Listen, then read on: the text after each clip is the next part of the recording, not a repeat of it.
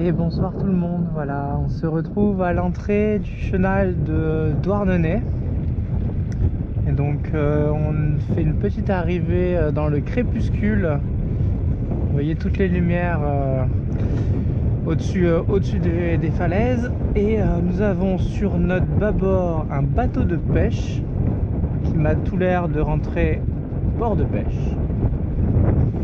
Et à droite, nous avons retrouvé le bateau fantôme. Il est là, donc le bateau sans lumière depuis tout à l'heure que on a fait une rentrée au port ensemble. Bon, lui à la voile et moi au moteur, mais bon, vu que je coupe, j'étais forcément... il devait être quelque part, donc je suis content, je l'ai retrouvé. Il est là, donc si vous ne le voyez pas, il est juste là.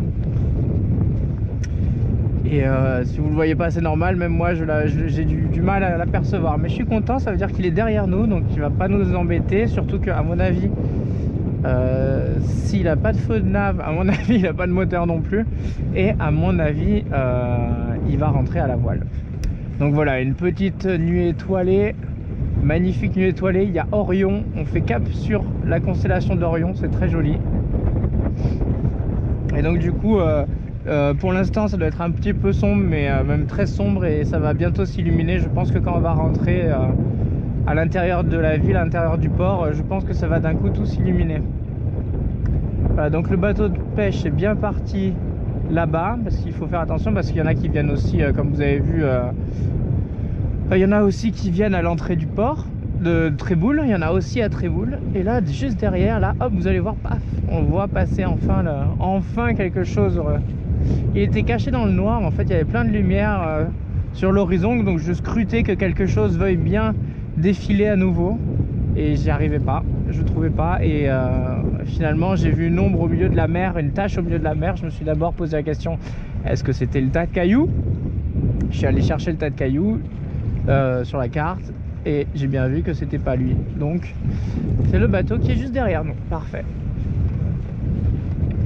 Donc comme je vous avais bien expliqué, vous avez une perche de chenal tribord pour vous repérer. Et après il faut faire attention qu'il y a des bouées de mouillage du coup en plein milieu, mais il faut les longer, hein. Donc vous laissez bien l'île Tristan, que vous pouvez peut-être distinguer sur votre bâbord, sur notre bâbord. Vous laissez bien tout ça sur le bâbord, et vous allez essayer de justement choper les bouées de mouillage qui sont à peu près éclairées par la ville, mais très peu, et qui se trouvent un petit peu au milieu, quoi. Donc il faut soit vous slalomer au milieu, mais soit vous laissez les longer en les laissant sur tribord, c'est le mieux à faire. Voilà, et on voit la perche rouge tout au fond là-bas, c'est l'endroit où il faut surtout pas aller, hein. C'est le haut fond, enfin le haut fond, l'endroit où il y a vraiment très peu de fond.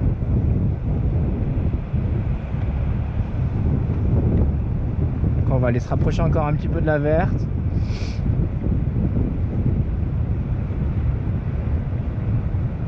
On a un petit peu moins de 10 mètres de profondeur, donc c'est plutôt bon. Maintenant la marée est en train de remonter, mais c'est un petit coef, donc elle part pas de bien bas, mais je crois qu'elle partait même de très haut. Elle partait de 2,60 pour la marée basse. Ah, on voit la perche rouge, elle est là, attention. C'est là-bas, ça doit être le port. Attention, ne pas se tromper, vous voyez, je dis une bêtise. Donc il n'y a bien que la verte qui est éclairée, celle-là on la voit de très loin. Et la perche rouge, on ne la voit pas, d'accord? C'est vraiment ce qu'on voit de rouge au fond, c'est la passerelle du pont du port Rue. On va essayer de continuer à longer tribord. Je me méfie vraiment de bâbord, hein. On va mettre un petit peu de gaz, tout petit peu.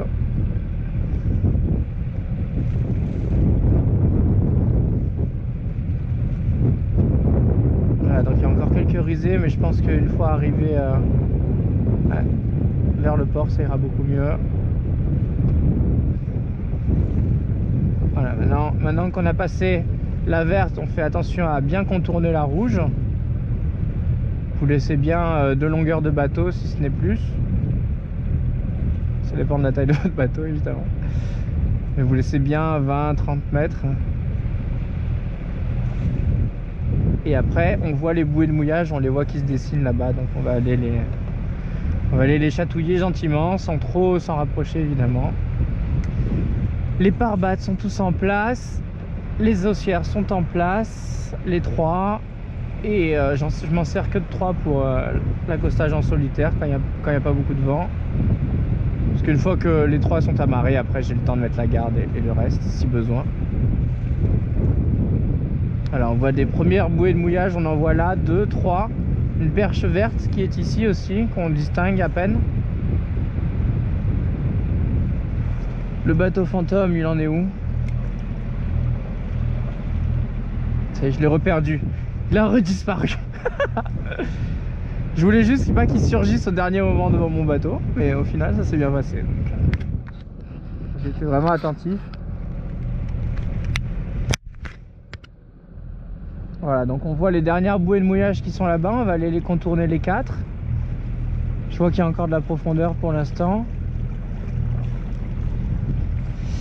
Donc voici un petit peu Douarnenez de nuit. Donc à gauche vous avez toute la base, toute la partie port commercial quoi, hein, vraiment le gros port, etc. Avec la criée, avec des gros magasins là-bas de justement pour le gros œuvre on va dire, qui se trouve tout à gauche. Là vous avez l'île Tristan avec ses anciennes conserveries. Du coup ils faisaient de la sardine, ils venaient là tranquille, ils n'avaient même pas besoin de retourner à terre vraiment quoi. Ils avaient leur île et puis repartaient en mer. Excellent quoi, ils devaient vraiment pas aimer la terre ces gens là. Donc voilà, on voit bien qu'il y a nos bouées de mouillage qui sont là, ça c'est très bien. Donc voilà, après vous avez le centre-ville qui se trouve là-bas, la vieille ville si vous voulez. Tout le côté gauche. En face de nous, là où il y a la fameuse lumière rouge, c'est l'écluse. La petite passerelle avec l'écluse qui renferme le port rue à flot quand la marée descend. Où vous devez, pour rentrer, si j'ai bien compris, parce que la passerelle qu'on voit là-bas, elle est tout le temps fermée pour les piétons. Donc si vous voulez y passer, il faut appeler et prévenir. Bon, normalement, pendant les heures à marée, etc., il y a toujours quelqu'un dans la petite cabine qui est prêt à ouvrir à appuyer sur le bouton. Mais il y a quand même un petit rapport humain, c'est pas automatisé.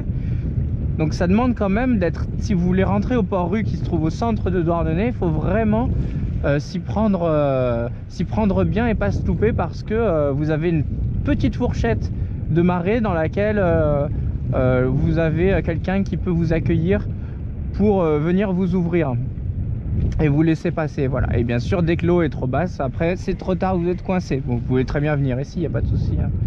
C'est plus ou moins le même fonctionnement si j'ai bien compris. Alors du coup on va venir serrer, pas prendre trop large ici, j'aime pas prendre trop large. Et voilà, et voici Tréboul, le port de Tréboul pour être plus précis.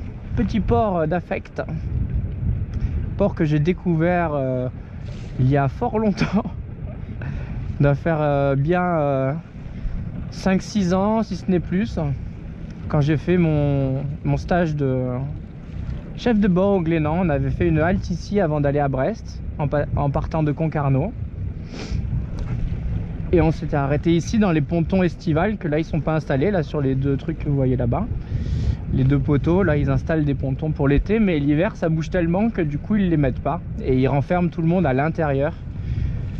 Donc voilà, ici les bateaux qui sont ici, ils rentrent à l'intérieur, ils mettent les bateaux de pêche qui sont là-bas, quand ça bouge trop ils viennent se mettre ici. C'est tout un micmac, mais vous voyez qu'après à la fin il y a la anse finale, la magnifique anse de Douarnenez là, qui est vraiment de Tréboul là, qui est superbe, très jolie. Allez, on va ralentir un petit peu, on va profiter un peu de ces instants. Un petit bateau de pêche, les uns après les autres, prêts à partir.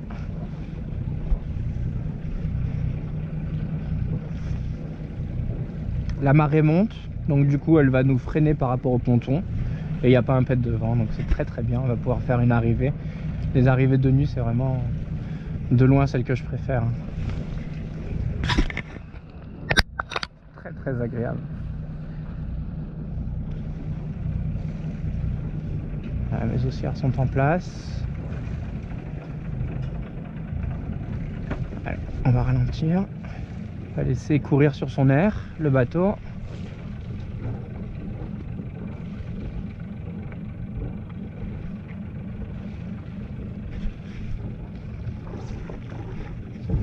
Superbe, il n'y a pas un nuage, c'est magnifique.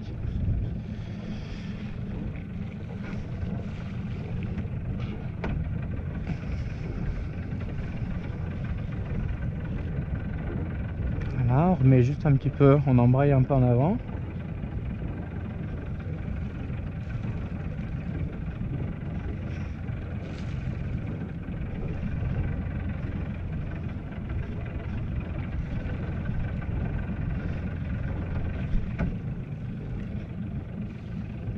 Parfait, on fait attention aux cailloux. On va essayer de prendre un peu large. 3, 2, 1. Allez, maintenant. Hop. Braque à fond.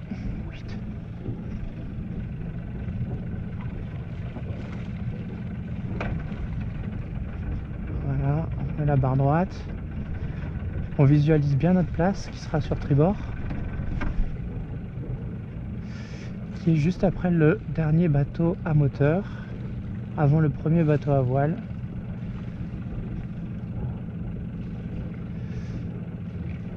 On n'a pas pris très large, mais ça va le faire. On a connu bien pire à Pornichet.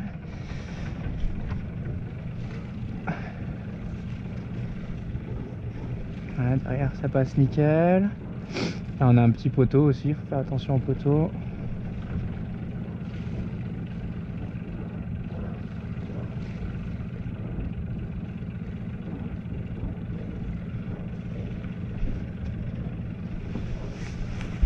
Ah, je crois qu'on est parfait là. Ouais, on est parfait, j'attends que le maître beau passe.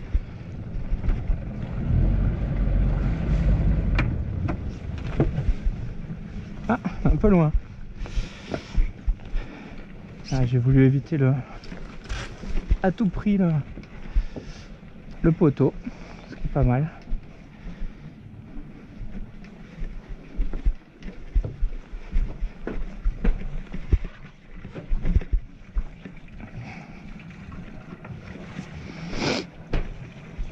Hop.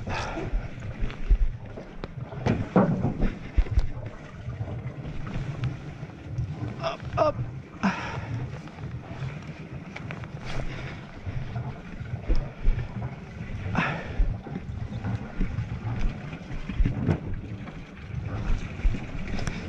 Hop, on va les faire assez lâches pour quand on mettra la garde. Voilà, impeccable, celle-là elle est même trop serrée je pense. Quand le bateau va devoir reculer. Hop. Et on fera peaufinage juste après. Hop.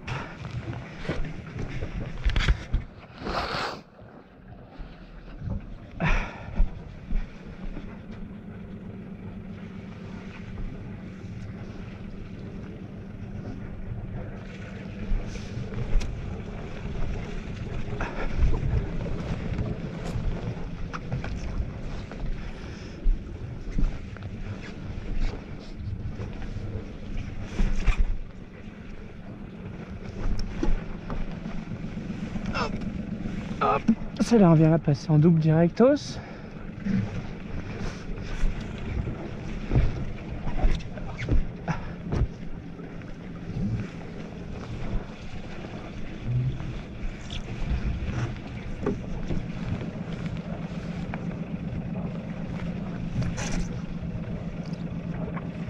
Et voilà. Bon, impeccable. Il me reste plus qu'à couper le moteur, déjà, dans un premier temps.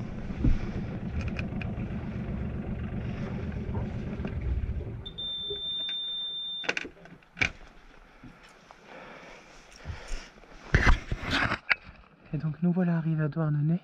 14 minutes, c'est parfait, ça va pouvoir me permettre de conclure. Donc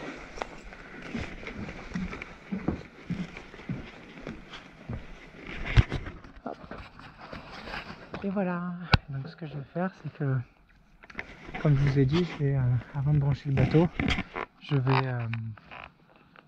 tester les batteries, voir combien ça a rechargé. J'ai fait grosso modo 20, je vais vérifier sur l'heure pour voir exactement l'heure. Et ça doit être entre 20 et 30 minutes de moteur. Et voir un petit peu combien ça a rechargé mes batteries, ce qui me pourra me faire des calculs. Et de voir sur 12 heures combien ça me fait d'heures de moteur pour pouvoir tout recharger à fond. Je multiplie par 2, ça me fait 24 heures. Et au moins je sais combien je dépense d'essence par jour pour avoir tout le temps mes batteries à fond, tout simplement.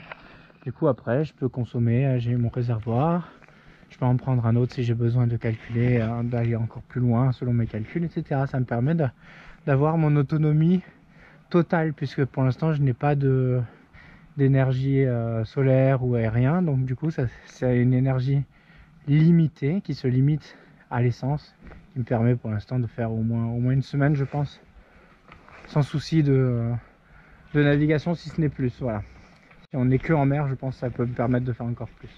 Voilà, tout ça je vais le calculer. Et puis du coup ça aurait bien amarré. Je vais finir de préparer tout ça. Voilà, il faut que je range là à grand voile et que je cloche les drisses et tutti quanti. Voilà, bah écoutez, regardez un petit peu. Monter, j'essaie de monter, je pense que je devrais avoir le temps. Que là en plus il y a marée est pas très haute, donc on va avoir une petite vue de toute la baie, de toute l'enclave du port de Tréboul, sachant que c'est vraiment comme ça que je l'ai découvert, moi, cet endroit, ce lieu. Je l'ai découvert que de nuit, on est arrivé tard, on est reparti tôt le matin, et du coup j'avais fait la balade autour de ce port, je m'en rappellerai toujours. Il y avait des petits bateaux de course, il y avait plein de beaux bateaux, et j'avais surtout halluciné de voir tous ces bateaux comme ça qui sont à sec. Il y a eu presque autant de bateaux à sec autour du port que dans le port, au moins la moitié. Et du coup c'est impressionnant, quoi. C'est à dire qu'il y a tellement de bateaux, il y en a même qui volent au-dessus de la route, il y en a de partout, quoi. C'est incroyable. Et Saori là maintenant se retrouve carrément en plein milieu, et le bateau fantôme qui arrive, c'est mes voisins en plus, je suis sûr qu'ils vont aller là. Je pense que c'est mes voisins, ils sont toute une tribu, ils sont tous un paquet. Le petit bateau fantôme qui arrive, excellent. En tout cas, et oui, il rentre à la rame. Il rentre à la... Alors je crois pas qu'il godille, je crois qu'il rame vulgairement. Ils sont... Donc c'est quand même costaud, quoi. Il faut pas qu'il y ait trop de vent quand ils rentrent, quoi. Là ça va, c'est parfait. Et si ça se lève quand ils doivent rentrer, à mon avis, ils doivent bien galérer. En tout cas, ils manœuvrent du feu de Dieu, et des fois j'entends un peu de musique comme ça passer, ou des gens, un groupe de gens, ce qui est assez bizarre. Et je me retourne et ils font pas de bruit, ils sont là à la rame. C'est vraiment le bateau fantôme, quand ils me font trop délirer. Voilà, bon, sur ces belles images, tout le monde est rentré. Le bateau fantôme est rentré, le bateau de pêche est rentré, Saori et son capitaine sont rentrés. Et du coup je vous dis à une prochaine fois. Bye bye.